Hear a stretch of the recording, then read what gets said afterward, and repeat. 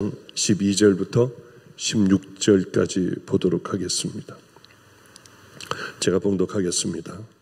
나를 능하게 하신 그리스도 예수 우리 주께 내가 감사함은 나를 충성되이 여겨 내게 직분을 맡기심이니 내가 전에는 비방자요 박해자요 폭행자였으나 도리어 긍휼을 입은 것은 내가 믿지 아니할 때 알지 못하고 행하였습니다. 우리 주의 은혜가 그리스도 예수 안에 있는 믿음과 사랑과 함께 넘치도록 풍성하였도다.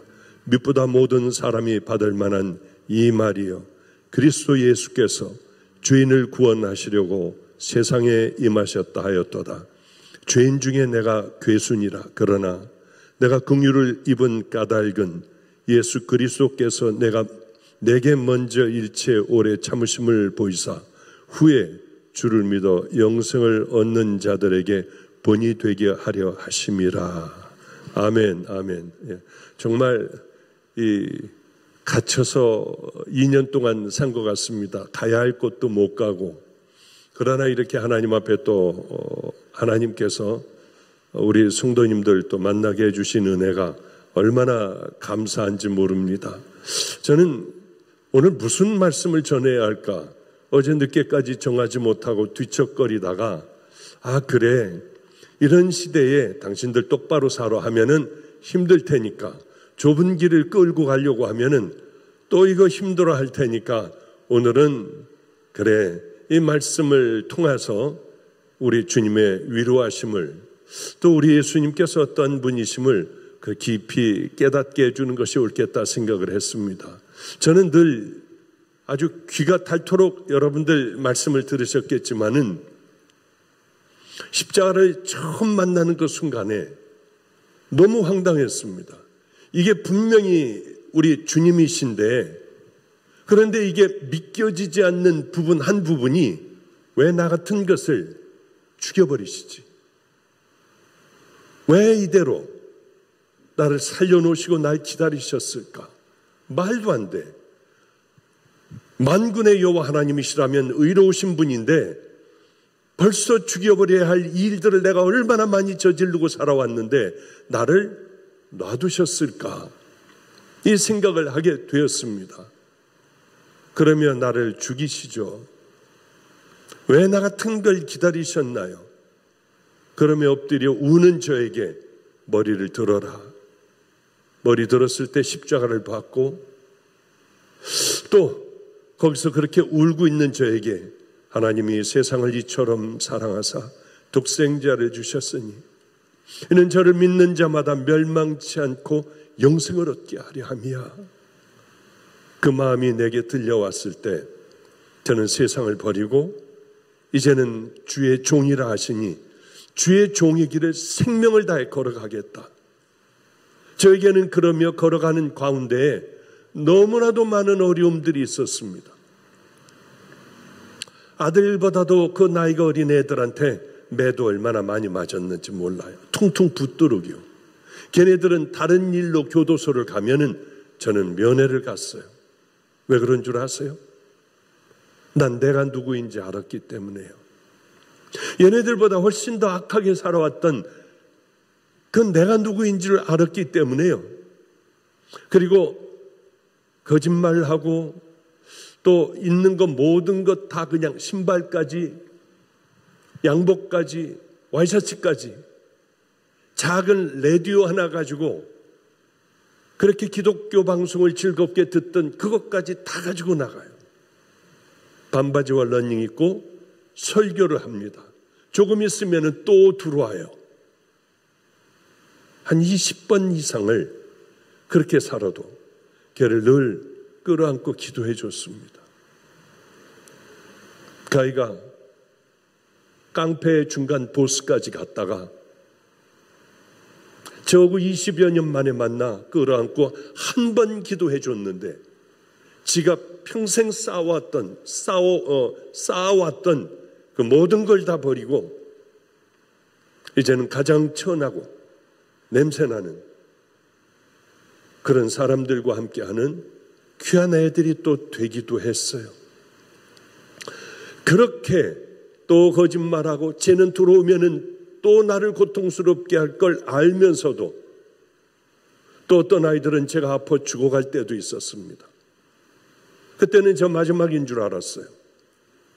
빤히 제 눈을 보며 씩 웃으며 너는 못 일어나지. 그렇게 키워줬는데요. 새벽마다 끌어안고 기도를 해줬는데요. 지갑에서 돈을 꺼내요. 지갑은 던져버리고 돈만 빼가지고 씩 웃으며 나가는 그 아이를 볼 때 얼마나 좌절과 절망이 됐는지요. 그래도 제가 후에는 그 아이에게 무릎을 꿇고 빌었어요. 아무도 없을 때 내가 너를 쫓아냈던 그것, 용서 못하고 분해했던 걸 용서해 달라고요. 그랬더니 이 아이가 머리를 벽에다가 쾅쾅 부딪히며 그러지 마시고 일어나세요. 그러지 마세요. 용서했단 말이에요. 다. 왜 이런 일들을 제가 겪어왔느냐 하면은 다른 이유는 하나도 없습니다. 내가 누구였는데, 내가 어떤 자였는데, 그 주님은 나를 기다리셨는데 이 아이들의 이 작은 것들을 내가 용서 못할까? 이거보다 더한 일들, 주님을 만나고 숨쉬지 못할 많은 일들이 있었지만은 그러나 다 털어내고 용서하고 이제는 교만해져서 금방 용서를 할 수는 없지만은요, 그저 며칠 지나고 한 2주쯤 되면은 그래 다 괜찮아 하며 용서를 하게 되었어요. 왜냐하면 주님은 제게 아직도 그저 넘어지고 질퍽거리는 저 같은 자에게, 두 법이 싸울 때에 늘 죄의 법 아래로 끌려가는 저 같은 자에게 손을 내미시는 그분임을 저는 깊이 알고 있기 때문에 누구를 용서 못하겠습니까? 누구를 정죄하고 누구를 비판하고 판단하겠습니까? 그런 예수님을 생각을 해보며 제가 예전에 한번 그런 예를 들은 적이 있습니다. 옛날에는 좋은 프로그램이 참 많았던 것 같아요. 학교 학생들 모아놓고 문제를, 그 학교에서 공부 잘하는 애들만 모아놓고 문제를 내는데 OX 문제로 해서 틀리는 애들은 빠져나가고 그 칠판에다가 답을 쓰고 올리면은, 그러면 이제 맞는 애들은 남아있고 틀리는 애들은 나갑니다. 마지막까지 마지막 문제까지 맞히는 애들은 그 앞에 큰 종이 하나가 있는데 그 종을 땡 하고 울리는, 그러면 그 학교도 영광이고 이 아이 자신도 영광인 그런 아주 좀 건전한 프로그램이 있었습니다. 그런데 다들 그 벨을 울리면 얼마나 좋겠습니까? 벨 울리는 아이들은 많지 않아요. 지금 가만히 그 예전의 그 장면들을 생각을 해보면은 안타깝게 한 문제를 놓치고요. 그만 한 아이가 남았는데 그 아이마저 답이 고민을 하다가 썼는데 틀리게 됩니다. 그러면은요, 그때 많은 아이들이 뭐라고 하느냐면 괜찮아 하고 괜찮다고 하는 거예요. 괜찮다는 의미가 뭘까? 너 최고로 잘했어. 여기까지 왔는데 너는 네 최선을 다한 거야. 그런 생각을 해보면은 그거 정말 좋은 프로그램이었고 이 아이들 마음은 참 귀한 마음이었다 하는 생각을 하게 됩니다. 나 다 이해해. 너 그래, 그거 모르는 거 나 다 이해할 수 있어. 용기 잃지 마. 그래도 너는 내 친구야. 너는 그래도 최고야. 이런 얘기 아니겠습니까? 그런데 우리 주님은 우리에게 늘 괜찮다고 하고 그저 일어나 다시 믿음의 길을 향해 걸어가려고 하면 그분은 우리에게 늘 괜찮아, 일어나. 저는 성경을 읽으며 어떤 부분이 제게 참 장점이라고 하면 장점일 수 있는 건데요. 가령 삭개오 얘기를 읽으면은 그게 눈에 펼쳐져요. 삭개오가 예수님을 만나고 떠오는 장면들, 감격을 하여 그동안 쌓아왔던 가지고 있는 모든 것 다 버리는 것, 돌아온 탕자 얘기, 세리, 레위, 마태 얘기, 또 우물가의 여인의 이야기라든가 가늠한 여인이 질질 그저 끌려와 이제 죽을 위기에 처했던 그런 것들이요, 상상이 되고, 그때 이런 그림이었을 거야. 그때 주님은 이런 표정으로 얘기하셨을 거야. 주님은 옷을 벗어 찢어지고 속살이 드러나는 여인을 가려주셨을 거야. 이런 생각을 합니다. 그래서 저는 절대 한 가지 남이 하는, 다른 목사님들이 하는 것을 안 하는 것이 있는데, 저는 이스라엘 그 성지 여행을 가는 것, 순례를 하는 것, 이런 건 절대로 안 해요. 제 스스로가 안 해요. 왜? 다 내가 꿈꿨던 것들이 깨져버릴 것 같은 그런 마음과 두려움이 있어 눈을 감고 성경을 읽으면은 이때 이런 것들이 아니었잖아 할까봐 그렇게 많은 찬스가 있고, 그렇게 모두 다들 가자고 하는데 아직 촌사람같이 한 번도 그거는 가보지 않았습니다. 근데 오늘은 잠깐 돌아온 탕자 얘기, 그저 여러분 아는 얘기 잠깐 하고 지나가죠. 탕자는 너무 바깥 세상과 친구들이 들려주는 이 술집에서 술 먹고 마음대로 놀고 하는 이런 것들을 꼭 한번 가보고 싶었습니다. 돈을 모아서는 안 되는 돈이었어요. 아버지에게 유산을 달라고 하죠. 여러분 다 아시는 것 같이 유산 달라고 하면 아버지하고 관계는 다 끊어져 버리는 거 아니겠습니까? 그것도 끊어져도 나는 가서 놀고 싶었습니다. 아버지가 주신 돈을, 유산을 가지고 허랑방탕했다고 성경은 기록하고 있죠. 그리고 난 다음이 문제 아니에요. 그 다음을 생각을 안 하고 마음껏 창기와 함께 다 써 먹어버렸다고 했습니다. 허랑방탕했어요. 그리고 이제 결국은 돼지를 치는 자가 됐습니다. 유대인들에게 돼지 치는 자들은 유대인과의 또 관계가 끊어지는 거예요. 아버지와 관계가 끊어지고 유대인이기를 포기하고 돼지를 쳤지 않습니까? 저도 한때 그랬던 때가 있어요. 아버지를 떠나기만 하면 얼마나 행복할까. 공부도 지질이 못했고요. 제일 안 좋은 학교를 가니 보육원, 고아원에서 있는 애들이 그렇게 펜촉을 가지고 찌르고 목을 찌르고 싸우고 난리가 나는 이런 무서운 학교를 다니고 있었어요. 아버지를 떠나면 얼마나 좋을까. 이렇게 아버지한테 매도 안 맞을 거 아니야. 학교를 가면 학교에서 공부 못한다고, 또 무서운 애들에게 매도 맞고요, 집에 돌아오면 믿음이 없다고, 또 그렇게 참 혼나고 매맞고 하는 저에게는 그 시절이 있었습니다. 정말 공부를 이를 악물고 하고 저는 결국 아버지를 떠날 수 있는 서울에 있는 배재고등학교를 들어가게 되었어요. 할아버님은 종교교회 담임 목사님이셨고요. 할아버님 댁으로 저는 그 큰 종교교회의 사택 2층은 제가 쓸 수 있었습니다. 이렇게 위에 올라가서 딱 닫아버리고 콱 밀어서 잠궈 놓으면은 거긴 아무도 들어올 수 없는 저 혼자만의 공간이 되었어요. 아버지를 떠나니까 얼마나 좋았는지 몰라요. 왜냐하면 우리는 다 빡빡머리를 깎았는데 그 학교는 머리를 기르더라고요. 우리는 다 까만 교복을 다 그렇게 입었는데 거기는 카키색 바지에다가 파란색 교복을 입더라고요. 전혀 다른 아이들과는 달랐어요. 그리고 반드시 구두를 신어야 했습니다. 이 촌사람이 구두도 신고 가죽 가방을 들게 됐고요. 저도 멋쟁이들이 입는 교복을 입게 되었어요. 얼마나 행복했는지요. 그리고 바로 철조망 하나를 두고 이와 요거하고 같이 이게 맞닿아 있는 거예요.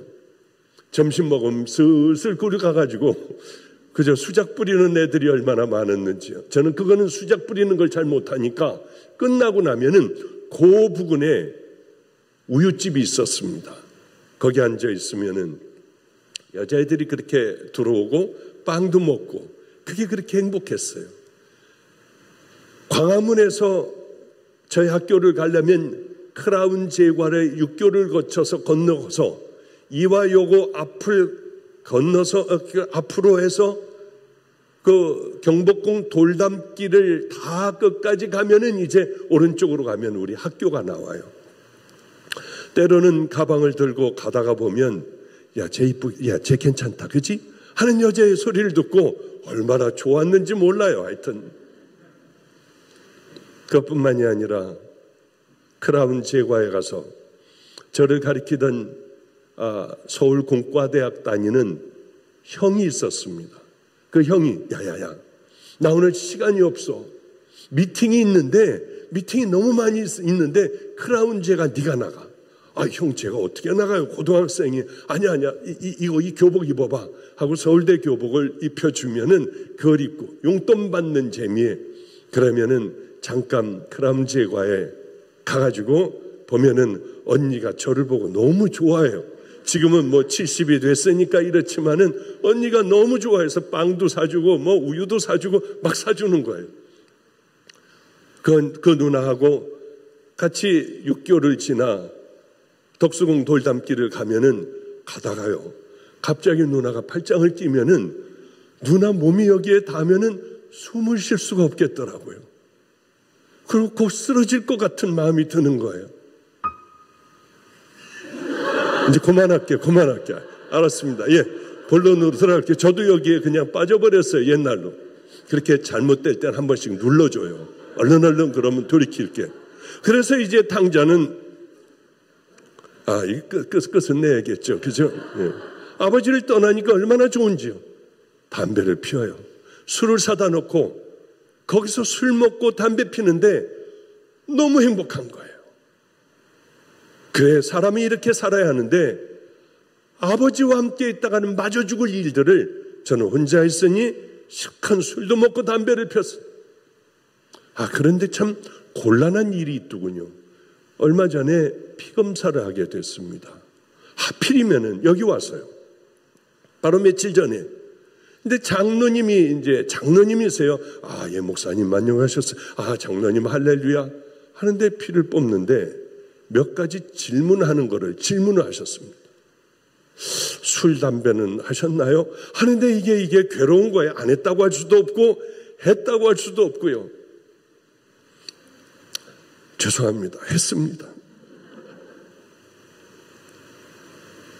그렇게 행복한 아버지를 떠나면 행복할 줄 알았어요. 당자도 마찬가지였을 것 같습니다. 당자도 참 행복했을 것 같아요. 허랑방탕하며 돈이 있으며 돈 가지고 뿌리고 살 동안은 즐겁고 행복했을 것 같습니다. 그런데 나중에는 돼지를 치게 됐고 돼지가 먹는 쥐염 열매도 없어 못 먹었다고 하는 그런 내용 아닙니까? 이제 막장 인생이 되니까 마지막에 먹을 것 없어 죽어가니까 아버지 생각이 비로소 난 거예요. 아버지에게 가야겠다. 그래, 그러면 굶어 죽지 않을 거야. 품꾼의 하나로 나를 좀 써달라고 해야지. 아버지요, 하늘과 아버지께 내가 죄를 졌습니다. 아버지의 아들이라 일컬음을 감당하지 못하겠으니 나를 그저 품꾼의 하나로만 써주십시오. 연습을 얼마나 많이 했겠어요. 그리고는 아버지 집에 가까이 오자 아버지는 늘 나와 기다리고 계셨던 모양입니다. 달려나와 끌어안았어요. 얼마나 놀랐을까요? 그리고는 빨리 신발을 신겨라. 새 옷을 입혀라. 가락지를 끼워줘라. 살찐 송아지를 잡아라. 그리고 우리 파티를 하자. 그래요. 얼마나 놀랐을까. 저는 아버지에게 매를 많이 맞았습니다. 초등학교 때 강화 전등사에 우리는 그 수학여행을 가면은 그때는 뭐가 유행을 했느냐 하면은요, 이런 소나무 막대기에다가 밑을 이제 깎고 뾰족하게 깎고요. 그리고 전등사 기념하고 제 이름을 써줘요. 거기 박보영 하고 써줍니다. 색을 칠해서 낙하를 칠한 것. 그걸 다 짚고 다니면은 이게 돈 많은 애들의 자랑거리가 됐습니다. 저도 그저 그거 하나 사가지고 그 자랑스럽게 수학여행을 마치고 왔는데 이게 그 물건이 될 줄은 몰랐어요. 그냥 너 왜 예배 드릴 때 왜 집중을 안 해? 일로 와, 엎드려. 그리고 그게 매 맞는 것. 이거 쳐놓으면 너는 아주 다리몽댕이를 부러질 줄 알아. 그러니 어디다 버릴 수도 없고요. 그걸로 매를 그렇게 많이 맞았어요. 한 번은 엄청나게 매를 많이 맞았습니다. 왜 그렇게 장난이 심했는지요. 거기에서 그때 무슨 주일이었는지 촛불을 가지고 이렇게 다들 예배를 드릴 때였는데 성가대가 문 바로 저쪽에 있었어요. 동섭이라는 친구하고 야, 지금 한번 몰래 가가지고 재밌게 놀자 하고 몰래 문을 열고 들어가 거기 뒤에서요. 찬양대 성가대에 앉아있는 여자분의 다리를 꽉 잡으며 쥐소리를 냈어요. 그리고 도망을 갔습니다. 예배는 난리가 나고 무슨 놈은 쥐가 나왔다고 하고 물었다고 하고 난리법석이나 그날 제가 매 맞은 것은 평생 두고 아마 제일 많이 아버지에게 매 맞은 날일 것 같아요. 그렇게 매를 맞았는데 나 같은 건 쳐다보지도 않을 거야. 아버지 방이 바로 제 옆방이었습니다. 2층. 바로 교회하고 통하는 문도 있었고요. 그런데 새벽에 그렇게 움직일 수 없을 정도로 많이 맞았는데 아버지가 들어오시는 거예요. 저는 그러더니 맨소로 다말하고 있었습니다. 그거를 바지를 벗기더니 조용히 후후 불어가며 그걸 발라주셨어요. 아니 왜 이럴까? 아니 이건 무슨 짓이야? 도무지 왜 이렇게 나에게 때려놓고는 저걸 바르는 거야? 이해는 안 갔지만은 이게 뭘까 하는 생각을 가졌지만 이제는 왜 그랬는지 너무나도 잘 알죠. 부흥 강사셨어요. 부흥 집회를 여러 군데 다니시는데 너 일로 와. 안 오면 너는 그냥 안 놔둬. 그러면 저를 꼭 끌어내서 많은 사람들이 있는데 이게 내 아들 놈이에요. 이게 아들 하나밖에 내가 없어. 그런데 지엠이 치마폭에서 놀아요. 그걸 왜 그런 데서 얘기를 하느냐고요. 저는 중학교 1학년 때 앞에 보면은 인천중학교 여자애들이 막 깔깔대고 웃어요. 얼마나 괴로웠는데요. 늘 그러셨어요. 제가 이제 주님을 만나고 너무 궁금해서 아버님을 찾아갔어요. 아버지, 왜 그때 나를 그렇게 어렸을 때 상처를 입혔냐? 왜 많은 사람들 앞에 꼭 나오라고 그래서 이게 내 아들인데 이놈이 이렇다고 하는 걸 왜 그러셨냐? 그랬더니 나는 네가 분명히 우리 집에 대를 이어 목사가 될 줄 알았어. 그러려면 많은 사람들 앞에서 당당하기도 하고 많은 사람들 앞에서 부끄러움도 이길 수 있고 너는 귀한 목사가 되길 내가 바라 너를 늘 앞으로 나오라고 하여 사람들 앞에서 네 얘기를 했는데 그렇게 속이 상했냐? 이제야서 다 아는 거예요. 아, 날 위해서 그러셨구나. 아, 이 믿음을 바로 이런 믿음을 가지라고 아버님을 그렇게 집중하라고 하나님 앞에 똑바로 예배를 드리라고 그렇게 매를 때리셨구나 하는 생각을 하게 되었어요. 옷을 입혀주시고 가락지를 끼워주고 송아지를 잡으라고 하고 신발을 신기고 그건 뭐냐 하면은 너 다 털어먹고 와도 괜찮아. 네가 이 돈을 가지고 무슨 짓을 했는지 다 괜찮아. 돌아오기만 하면 돼. 어떤 짓을 했는지, 넌 왜 돌아왔는지, 네 목적이 뭔지 그런 거 필요 없어. 괜찮아. 넌 내 아들이야.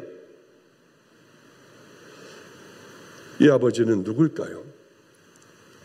성경에 왜 이 말씀을 기록했을까요? 다 돌을 들어 쳐 죽이려고 하는데 나는 너 정죄하지 않아. 그러나 한 가지, 다시는 죄 짓지 마. 이런 죄 다시는 짓지 마. 그리고 예수님도 정죄하지 않으셨어요. 우리가 이런 은혜를 입은 자녀들입니다. 괜찮아. 네가 어떤 더러운 악한 죄를 지었든지 나는 다 용서할 수 있어. 그러나 용서받은 지금서부터는 죄 짓지 마. 옛날같이 살지 마. 이제는 너는 죄 짓지 않는 것뿐만이 아니라 하나님의 기뻐하시는 그 일들을 하며 이제는 그 길을 한번 걸어가 봐. 뭐 그런 말씀 아니겠습니까? 그래요. 한 아이가 하나가 있었습니다. 이 아이들이 요즘 돌아오려고 하는 움직임들이 아주 많아요. 너무 악했어요. 그저 이 아이에게 매맞지 않은 아이는 우리 집안에 아무도 없었어요. 때려도 잔인하게 때리는 거예요. 이 아이를 보면은 제가 늘 끌어안고 기도를 해주는데 가끔 제가 여기서도 설교했을 거예요. 이 아이 앞이 다 썩었어요. 목사님, 이거 기도하면은 하나님께서 새 이빨 주시나요? 하나님이 하신다고 하면은요, 야, 그러면은 새 이빨도 주지. 그때서부터 이 아이는 죽어라고 기도했어요. 이빨을 붙들고 주야주야하며 기도했어요. 그런데 아무래도 저는 그런 믿음이 없었습니다. 저게 빠지고 아이들 유치가, 새로운 치아가 다시 날까? 제 동생을 찾아가 돈을 좀 빌려달라고 했어요. 이 아이는 뭐 그냥 됐다고 하며 안에서 돈을 잔뜩 갖다 줬지만은 그 아이 이빨 할 만큼의 돈만 가지고 와 치과에 찾아갔습니다. 이 아이 일을 좀 새롭게 하려면은 얼마나 드나요? 또 몇십만 원이 모자랐어요. 사실은 고아원에 있던 아이고 이 아이는 부모도 모르고 다 버려진 애입니다. 아, 그러십니까? 그러면은 해줘야죠 하고 이 아이에게 새 이빨을 해줬어요. 이 아이는 늘 웃지 못하고 얼굴을 이렇게 손으로 입을 가리는 아이였는데 어디서든지 환하게 웃는 아이가 되었습니다. 제 친구들에게도 봐, 이거 하나님이, 예수님이 이렇게 해주셨어. 너희들 예수 믿어. 그렇지만은 왜 얼마나 있다 금방 악한 곳으로 갔는지요. 너무 악하게 삶을 살아가기에 제가 그 아이에게 그랬어요. 너는 장님이 되거라. 내가 늘 집회도 끌고 다니고 평생 너하고 함께 살 테니 너는 장님이 돼야 돼. 너무 속상했어요. 말도 안 되는 악한 죄들을 저지르고 다녀. 제가 그렇게 얘기를 했습니다. 어느 날 이 아이가 정말 말도 안 되는 일이 일어났어요. 목사님, 왜 눈이 뿌예요? 잘 안 보여요. 그러면서도 범죄하여 교도소를 가게 됐어요. 교도소장인가 어떤 분이 제게 전화가 왔습니다. 이 아이는 놔두면 완전히 장님이 됩니다. 이 아이가 다시 앞을 보게 되면 어떻게 될까? 저는 인천으로 와 고민을 엄청나게 많이 했어요. 아니야. 눈을 뜨면 이 아이는 또 범죄할 거야. 그리고 전화를 안 받아버렸던 기억이 납니다. 지금은 완전히 장님이 됐대요. 그래서 무슨 시설로 들어가 있다고 하는 얘기까지 들었습니다. 마음이 정말 찢어질 듯이 아프더군요. 내가 왜 그런 얘기를 했을까? 왜 하나님은 그런 얘기들을 왜 내 기도를 들으셨을까? 하나님의 뜻이 있겠구나. 이 아이가 저를 만나고 싶다고 해요. 강원도 어디 시설에 들어가 있는데요. 아마 어쩌면은 지금 이 설교도 그 아이는 빠지지 않고 또 듣고 있을 수도 있어요. 언젠가는 그저 평생을 함께 살아야 하는 그 아이겠구나 하는 마음으로 이제 아프리카까지 갔다가, 제가 미국에 와서 아프리카까지 갔다가 돌아가면은 그때쯤이 이 아이와 함께 살아가야 할 그런 때인가. 눈이 안 보이면 어때요? 괜찮습니다. 구원만 받는다면, 평생에 우리가 눈 앞 못 보고 살아간다면 어때요? 하나님이 기뻐하시는 믿음의 길을 앞 못 보며 걸어간다고 하면은 그저 건강한 육신을 가지고 많은 걸 소유하고 있으며 하나님과 멀어져가는 삶과 또 그런 생활을 한다면 어떤 것이 더 행복하겠습니까?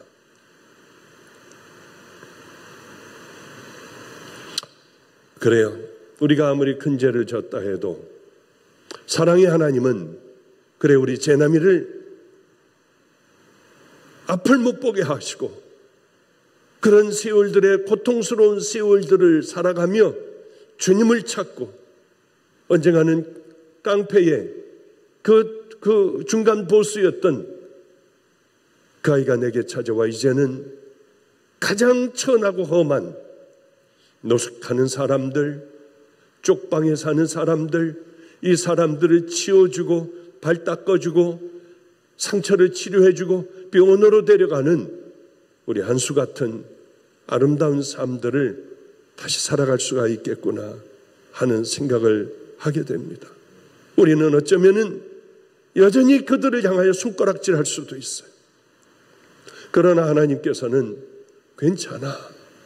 자, 내 못자국 난 손 붙들고 일어나. 그 길 걸어가면 되는 거야. 이것에 모인 여러분들 또 인터넷 성도들, 나 같은 건 안 돼. 이런 죄 가운데 있으니 안 돼. 해도 또 넘어지잖아. 가장 중요한 게 있습니다. 아무리 큰 죄를 지었다 해도 우리 주님은 괜찮아. 네가 일어나 그 길을 향하여 걸어갈 마음만 가지면은 괜찮아. 나는 다 용서해 줘. 그리고 우리를 끌어 그 길을 향하여 걸어가게 하시는 분이 예수님이시고 그 길을 걸어가는 사람들을 일컬어 성도라고 우리는 부르지 않겠습니까? 난 차별하지 않아. 네가 못 배웠던 네가 얼마나 고통스럽든 그렇지 않으면 그저 고통스럽지 않든 간에 네가 많은 걸 가지고 있든 아니든 네가 봉사를 많이 했든 아니면 봉사하지 않았든 괜찮아. 가장 귀한 건 네가 일어나는 거야. 내가 있잖아. 그런 것 아닐까요? 서론이 너무 길었습니다. 이제 본론으로 들어가야 하는데 걱정하지 마세요. 빨리 끝내드릴게. 오늘 사도 바울의 정말 아름다운 고백 아니에요. 이게 최선을 다하여 하나님을 위하여 산다고 하는 것마다 하나님과 원수가 되는 일들이었습니다. 하나님께서 정말 그렇게 사랑하셨던 스테반을 죽이는 데도 앞장섰고요. 하는 것마다 하나님의 원수가 되는 일들을 하며 본인은 어떻게 생각했느냐. 나는 하나님 일 열심히 하고 있어. 이 가운데도 또 인터넷 성도들 가운데에도 이런 분들이 얼마나 많겠냐고요.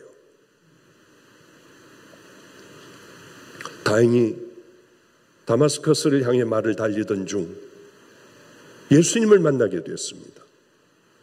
딴 삶이 되어버려요. 하나님을 몰랐습니까? 알았어요. 게으르게 살았습니까? 누구보다도 부지런하게 살았어요. 하나님께 최선을 다하는 열심으로 살아갔어요. 그런데 오늘 본문에처럼 그가 어떤 고백을 합니까? 나는 악한 자다. 회방자요, 핍박자요, 포행자였다. 나는 더럽기가 짝이 없는 죄인의 괴수 중에 괴수다. 그런데 예수님은 뭐라고 하십니까? 하나님께서는 이 사울이라고 하는 청년에 대하여 뭐라고 하십니까? 괜찮아. 일어나. 너는 큰 일을 할 거야. 네가 지난날 어떤 죄악을 저질렀던 괜찮아. 가장 중요한 것은 내가 너 용서했거든. 부끄러워할 것도 없어. 이제 그 길을 향해 걸어가기만 해.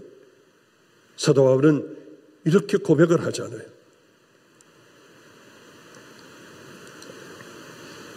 우리 주의 은혜가 그리스도 예수 안에 있는 믿음과 사랑과 함께 넘치도록 풍성하였도다. 이렇게 얘기하잖아요. 나 이런 자격 받을 사람이 아니야. 나는 이러한 은혜를 받을 사람이 아니야. 우린 그런 생각을 자꾸 하게 돼요. 그런데 이러한 은혜를 정말 진심으로 마음속 깊이 깨달은 사람 같으면은 어떤 고난도 괜찮아요. 매주 맞으면은 어때요? 어떤 모욕과 수모도 다 당할 수 있어요. 어떤 고난도 빚진 마음 때문에 다 견딜 수 있는 것 아니겠습니까? 빚진 마음이요. 성도님들 혹시 그런 빚진 마음이 없습니까? 그렇기 때문에 이 시대의 교회는 이 모양이 꼴이 됐어요. 죄송해요. 오늘 격려해 주려고 하다 또 나왔네요. 죄송해요. 이런 빚진 마음 때문에 우리는 생명을 다해 그 길을 향해 걸어갈 수 있는 것 아니겠어요? 이런 기도를 하세요. 하나님, 저에게도 사도 바울과 같은 빚진 마음을 주세요. 예수님이 내게 무엇을 하셨고 나는 어떤 자인가를 깨닫게 하여 주세요. 주 예수께 받은 사명, 곧 은혜의 복음을 증거하는 일에는 난 내 생명도 아까워하지 않아. 난 그 믿음의 길을 걸어갈 거야. 제가 오늘 조성용 목사, 내가 어떤 예화를 들으면은 좀 성도들이 확 하고 깨달을 수가 있을까? 목사님, 그 왜 꼬리뼈 맞으신 거 있잖아요. 그건 너무 많이 들었을 것 같은데. 그런데 제가 그런 생각했어요. 맞아. 지겹더라도 또 한번 들어보세요. 애들은 그렇게 말을 안 들어요. 늘 도둑질을 해요. 늘 칼을 가지고 나가서 이 칼로 찌르고 해요. 얼마 전에 여기 오기 바로 며칠 전에 그때 그 요만했던 애들을 데리고, 이제는 다 컸잖아요. 그 중에 선교사가 된 애도 있고 그 선교사 된 애 마침 들어왔길래 걔하고 그 깡패 중간 보스였던 북문판가 뭔가 하여튼 남문판가 수원 걔네들을 데리고 제가 잠깐 1박 2일로 강원도를 갔다 왔어요. 얘네들 너무 고생을 하니까. 왜냐하면은 얘네들을 어려서부터 노숙자들 섬기는 일을 하게 했습니다. 지금도 둘이 다니면서 열심히 해요. 그런데 우리 아이가 정태균 선교사가 한수 형, 나도 좀 가서 노숙자 좀 같이 섬기지 해서 바로 얼마 전에 이제 필요한 것들, 먹을 것들 잔뜩 가지고 가서 노숙자들 섬기고 쪽방에, 그 작은 쪽방에 죽어가는 사람들 병원 데려가고 이런 일을 하는데, 우리는 늘 그 일을 했거든요. 인천에 와서도 동인천 사람들을 늘 돌봤거든요. 그런데 어느 날 얘가 이제 이렇게 하다가 얘는 그 사역을 떠나게 되었어요. 그리고 다른 곳으로 가게 되었습니다. 그런데 며칠 전에 노숙자 사역하는 데 갔는데 그 사람들 몇 명이 살아있고 나머지는 다 죽었더래요. 저예요 하면서 마스크를 벗으니 노숙하는 사람들이 울더래요. 왜 이제 나타났어? 우리를 지켜줬었잖아. 벌써 15년이 지났잖아. 15년 동안 어디가 있었어? 그러면 울더래요. 다들 깜짝 놀랐대요. 정태균 선교사가 그 일들을 예전에 그렇게 열심히 할 줄은 몰랐던 모양이에요. 너무 고마워. 이 아이들을 데리고 1박 2일 동안 강원도에를 갔다 왔습니다. 그런데 얘네들이 차 안에서 얘기하는 게 재밌어요. 형, 5학년 때였잖아. 한 5학년 때였어. 걔는 초등학교도 못 나온 아이입니다. 형, 5학년 때였잖아. 형 깡패 되길 그렇게 원했잖아. 그런데 날 보고 야, 일로 와봐 해서 자기 이제 3학년인가 4학년 때 이 한수를 따라갔대요. 내가 어떻게 하나 봐. 그런데 걔는 유난히 작았어요. 그리고 빼짝 말랐고 이렇게 밀면 넘어지래요. 칼을 가지고 고등학교, 안법 고등학교라는 데 가가지고 이제 봐, 내가 어떻게 하나 하더니 덩치 큰 형이 하나가 나오니까 이게 이렇게 까치발을 들어가지고 형 목에다가 칼을 갖다 대더래요. 목사님, 제가 목사님한테 칼 몇 자루 뺏긴 줄 아세요? 10자루도 넘게 뺏겼어요. 제발 이러지 말라고 하며 그때 기억이 새로워요. 그러면 애들 것들을 다 뺏기도 하고요. 때로는 매맞기도 하고 하며 애들은 길거리 아이들로 자라나기 시작을 했는데 이제는 얼마나 귀한 아이들로 변했는지. 바로 얼마 전만 해도 잔인한 그 깡패들이요, 여러 아이들을 이 밑에 두고 그렇게 살아가던 아이였어요. 너는 나오게 되면 손 잘리거나 손가락 잘리거나 하지 않니? 목사님, 저는 이만큼 올라가 있어요. 이 밑에 애들 같지 않아요. 그리고 오산 백골하고 치면은 금방 나옵니다. 애들을 잡아 죽이고 땅에다가 파묻고요, 또 잡아다가 땅에다 파묻고 한 이런 10대 20대 애들이, 그런 아이들이 있어요.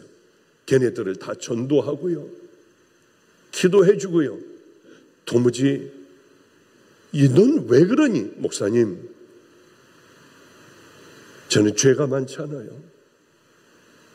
그에게 한마디밖에는 표현하지 못해요. 무식하기 때문에. 전 죄가 많잖아요. 그래요. 그런 얘기를 들으며 우리는 어떻게 살아가야 할까? 그런데 이런 아이들이 늘 죄를 저지르니 한 번은 애들을 데려다가 쇠파이프로 애들을 때렸어요. 한 대 때렸어요. 탁 주저앉더라고요. 나 10대씩 때려야 한다. 한 100여 대 맞겠더라고요. 9대 때리다가 한 대 슬슬 때리면 다시 처음부터 때려라. 그렇게 때렸어요. 한 두 아이한테 한 30, 40대 맞았을 겁니다. 못 맞겠더라고요. 너무 아파. 그러나 제가 이걸 멈춰서는 안 됐어요. 다음 아이가 때리는데 위에서 아래로 때리면서 허리를 때렸어요. 꼬리요. 저도 모르게 악을 쓰면서 애들 앞에서는 항상 당당했습니다. 제가 무너지면 안 되니까요. 전 악을 쓰고 소리를 지르고 있었는데 정신을 차려보니 이 허리 아래가 다 저리고, 의사였으니까 제가 얼른 발가락을 움직여보니 감각이 없었어요. 그렇구나. 다 얘기할 수는 없지만은 그 사건이 있고 소변이 나오는지도 모르고 아무것도 모르는 거예요. 그 사건이 있고 애들은 모여서 하나님 앞에 생명을 다해 기도하는 거예요. 목사님이 이렇게 될 줄은 몰랐거든요. 자기들 때문에 이렇게 될 줄은 몰랐거든요. 죽도록 기도해요. 그 기도가 쭉 이어졌습니다. 눈물 닦는 당번이 따로 있었어요. 워낙 많이 눈물들을 애들이 흘리니까 늘 눈물 닦는 당번이 있었습니다. 우리 교회에 이광진 목사라고 있는데 처음 와서 그 아이들이 기도하는 모습을 보고 쟤네들은 얼마나 많은 죄가 있길래 저럴까? 무서운 죄들을 졌다고 하는 어떻게 저 아이들이 저렇게 울며 기도할 수 있을까? 그래요. 전 너무 행복했어요. 기저귀 차고 있으면 되잖아요. 휠체어 타고 있으면 되잖아요. 애들이 거듭났는데요. 애들이 저렇게 하나님 앞에 눈물을 흘리며 기도하고 이제는 이 깊은 속에서 나오는 외마디 소리를 지르거든요. 그럼 목사가 됐지.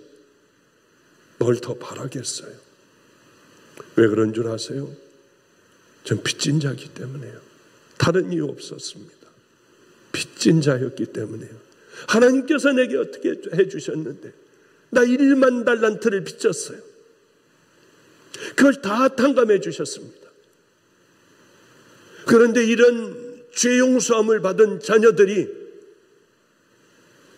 그저 100데나리온 빚진 100만 분의 1도 안 되는 그 돈을 빚진 그 동관을 잡고 멱살을 잡고 돈을 내놓으라고 하며 돈을 안 내놓으니 옥에 가둬 쳐넣어버렸습니다. 이거 우리 아니에요 혹시요? 이 사실을 안 왕은 그 사람을 불렀어요. 10,000달란트를 다 가져와라. 아니면은 네 자녀들이고 네 아내고 다 종살이 시킬 거다. 너희가 각각 중심으로 형제를 용서하지 아니하면 내 천부께서도 너희에게 이와 같이 하시리라. 자, 이제 말씀을 좀 정리할게요. 두 형제가 있었습니다. 제 멘토는 하나님 다음이었어요.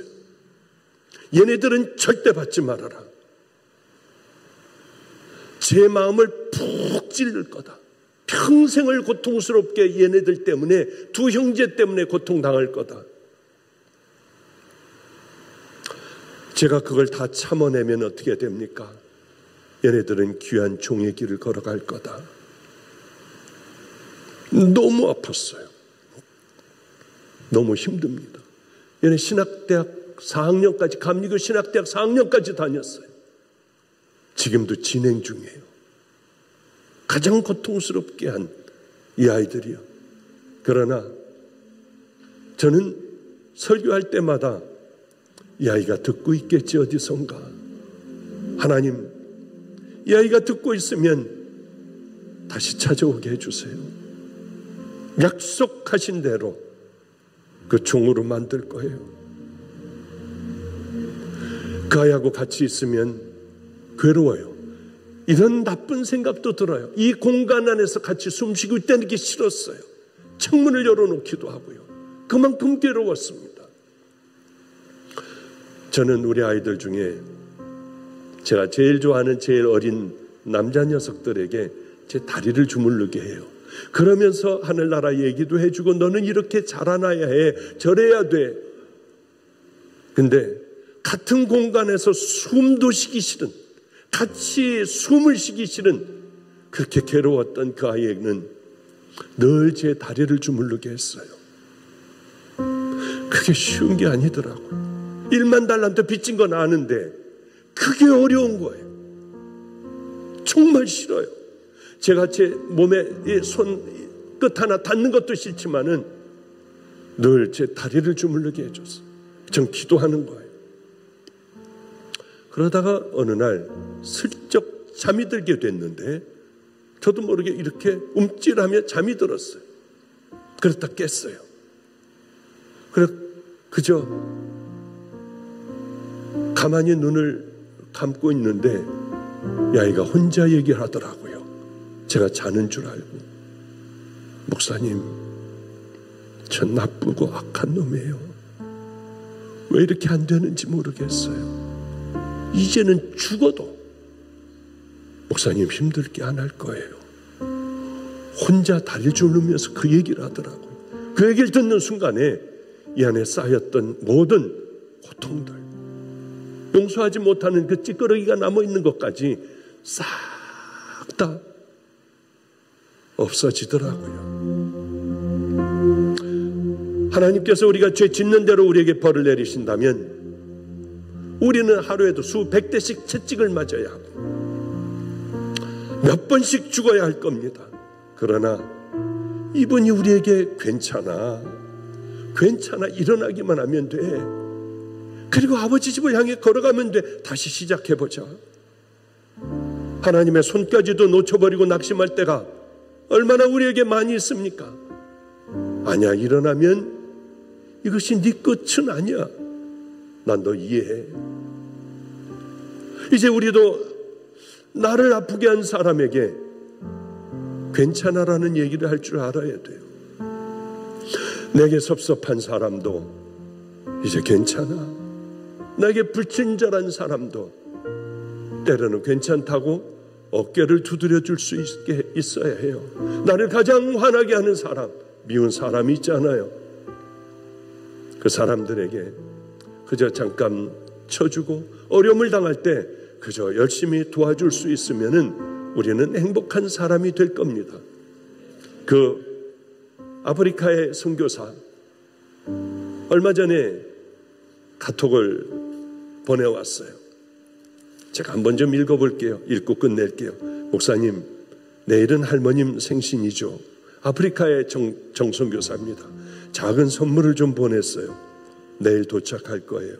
지난주 설교에 할머님이 위독하셨다는 말씀에 마치 빛이 갑자기 사라져버린 불안과 두려움이 몰려와 얼마나 마음이 아팠는지 몰라요.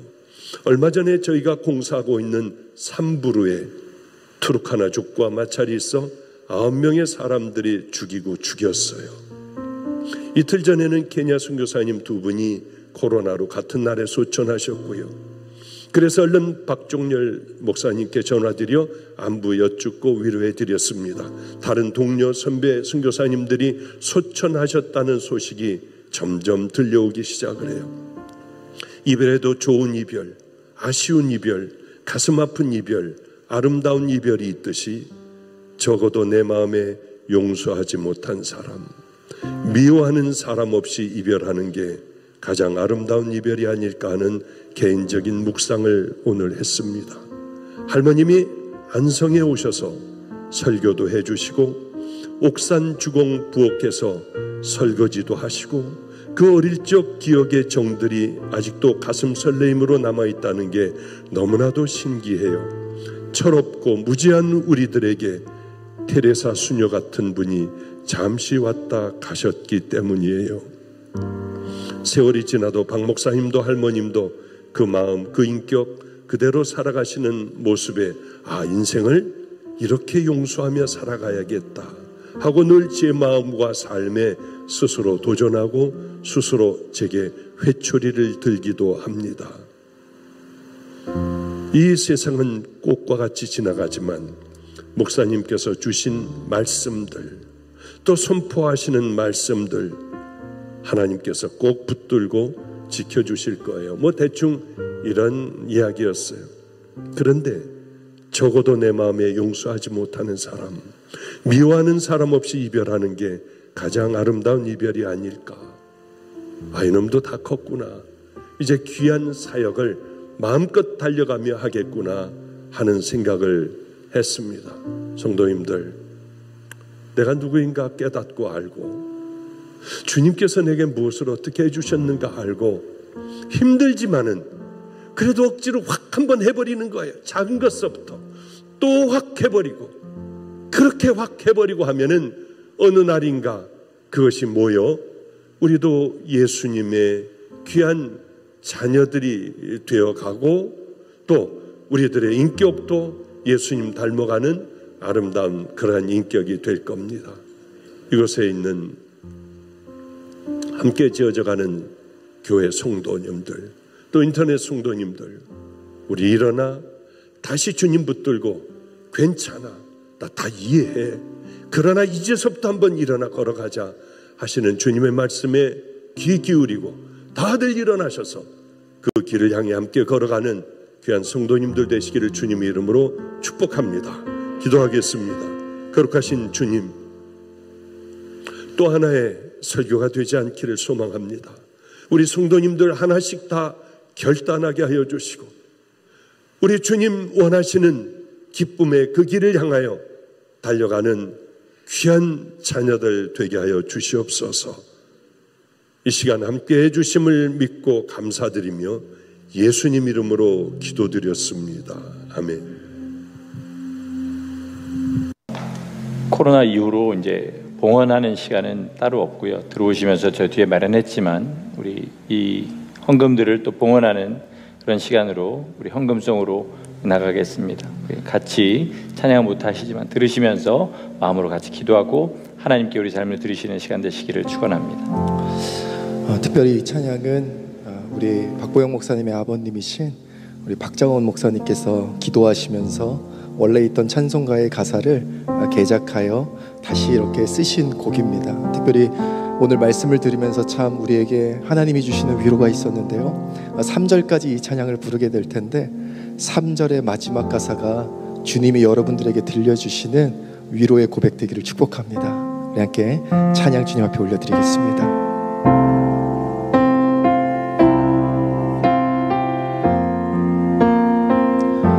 세상 모두 날 버려도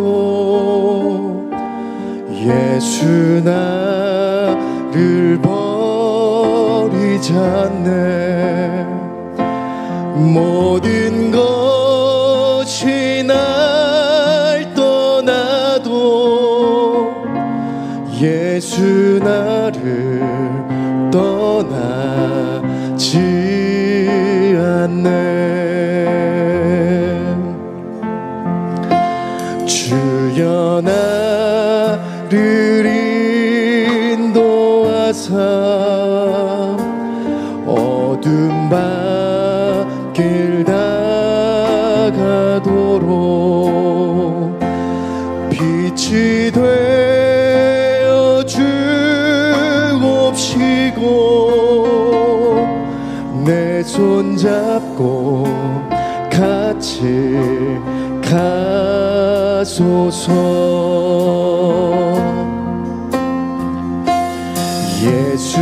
예수님만 바라보고 남은 여생 살려하네. 십자가는 등에 지고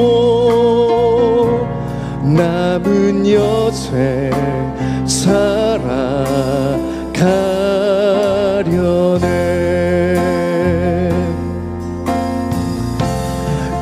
괴로움과 수고로움 이 세상을 마치는 날 우리 주님 다정한 손 나를 영접하여 주시리. 세상 사람 유익 따라 나와 함께 동행하나.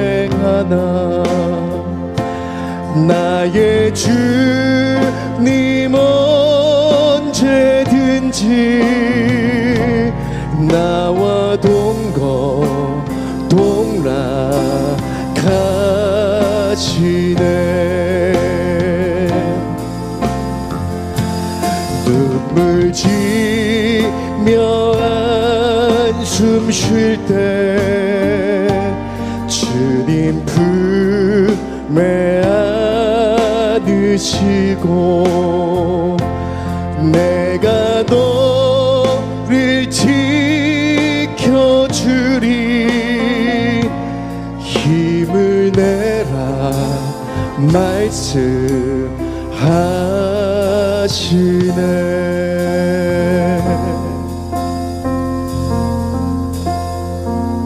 기도하겠습니다. 거룩하신 하나님 아버지요, 내가 어떤 죄인인지, 내 안에는 도대체 무엇이 있는지 우리 부모들이 알아도 고개를 돌릴 죄인들입니다. 하나님 아버지요, 그러나 우리 주님께서는 손을 내밀며 괜찮아, 내가 너희들을 위하여 십자가에 달렸지 않니? 우리 주님, 이제 모든 성도들이 다시 일어나 함께 작은 것서부터 시작하여 믿음의 길을 향하여 달려가기를 소망합니다. 작은 것이 언젠가는 큰 하나님의 일로 변화될 줄로 믿습니다. 아버지요, 아버지께서 기뻐하시는 것은 우리들의 깊은 속마음입니다. 과부의 2렙돈과 그 말을 잔뜩 집어넣는 그 부자와 우리 주님은 바로 과부의 2렙돈을 하나님이 기뻐 받으셨다고 했습니다. 하나님, 늘 우리 주님 앞에 봉헌할 때 준비된 귀한 우리들의 마음을 담은 아름다운 봉헌이 꼭 되게 하여 주시옵소서. 이제는 늘 넘어지며 늘 좌절 가운데 있는 저희들을 위하여 십자가에 달리셔서 우리에게 천국 가는 길, 회개의 길, 또 싸울 수 있는 힘을 허락하여 주신 우리 구주 예수 그리스도의 은혜와 더러운 우리 같은 악한 자들이 모여 사는 이 땅에 가장 귀한 분을 보내주신 하나님 아버지의 사랑과 오늘도 깊이 깨닫게 하여 주시사 이제는 일어나 믿음의 길을 걸어가기를 결단하게 해 주시는 성령님의 내주교통 감동하심이 이곳에 모여있는 귀한 믿음의 형제 자매들 머리 위에, 또한 인터넷 성도들 머리 위에 이제로부터 영원히 함께 하시기를 간절히 축원하옵나이다. 아멘 아멘.